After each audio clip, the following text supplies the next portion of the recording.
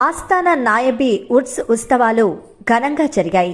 ముగింపు కార్యక్రమానికి ముఖ్య అతిథిగా సిద్దిపేట ఎమ్మెల్యే హరీష్ రావు గారు పాల్గొన్నారు.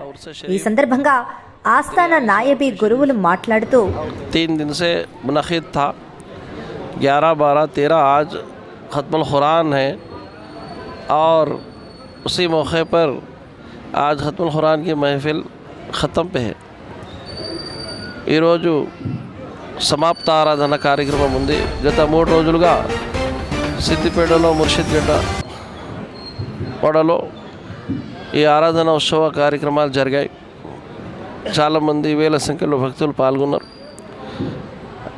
లోక కళ్యాణం కోసం మత సామరస్యానికి ప్రతీకగా అందరు మానవులు, అదేవిధంగా మానవులకి దైవం అనేటువంటిది ఒకటి అనేటువంటిది చాటి చెప్పే సిద్ధాంతమే ఈ గురు మార్గం.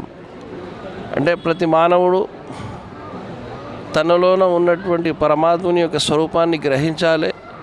ఆ గ్రహించి గురువు యొక్క సాంగత్యంలో గురువు యొక్క సేవ చేసి తరించాలి అనేటువంటిది ముఖ్య ఉద్దేశం. మానవుడు ఏ విధంగా మానవుడు కావాలి, ఏ విధంగా మానవతను చాటుకోవాల్సినటువంటి అవసరం ఉన్నదో ఈ పీఠం యొక్క ముఖ్య ఉద్దేశం అదే.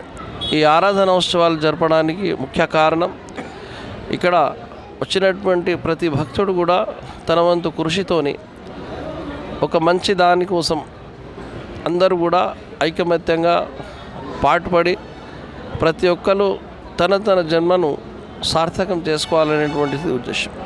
కాబట్టి మహానుభావులు, సద్గురువులు వారి యొక్క కృపా కటాక్షాలు అందరిపైన ఉండాలి. అందరినీ కూడా చల్లగా చూడాలని కోరుకుంటూ జై సద్గురు.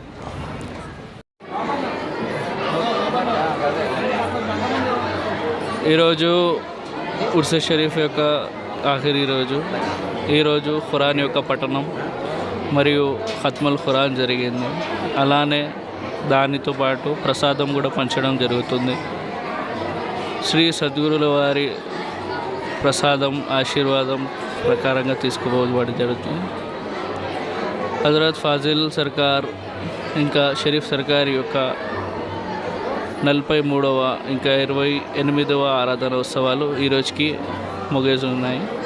ప్రసాదం పంచి అందరికీ కూడా ఇజాజత్ ఇవ్వడం జరుగుతుంది, సెలవు ఇవ్వడం జరుగుతుంది. జై సద్గురు.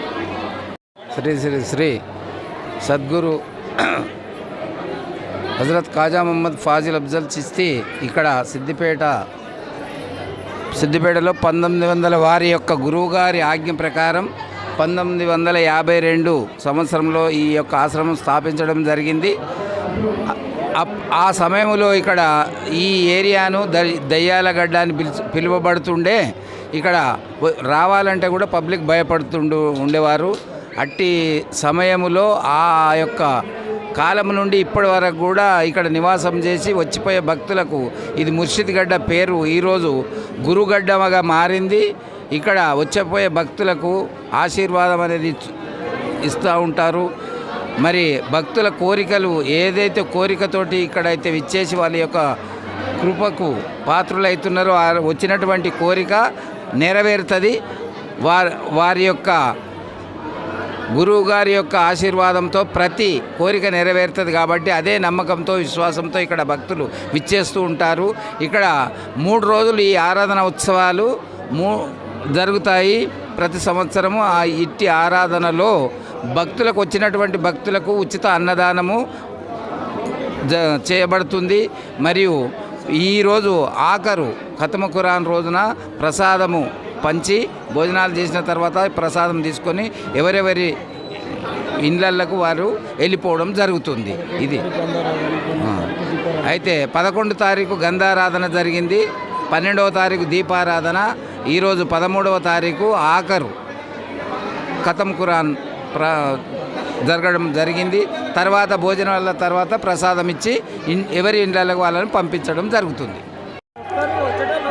శ్రీ శ్రీ శ్రీ సద్గురు జగద్గురు పావనగురు సద్గురువులైన ఫాజిలప్ప మరి సాబిరప్ప గారి ఉర్సు ఉత్సవాలు జరుగుతున్నాయి. కాబట్టి 3 రోజుల పాటు ఈ యొక్క ఉర్సు ఉత్సవాలు జరుగుతాయి.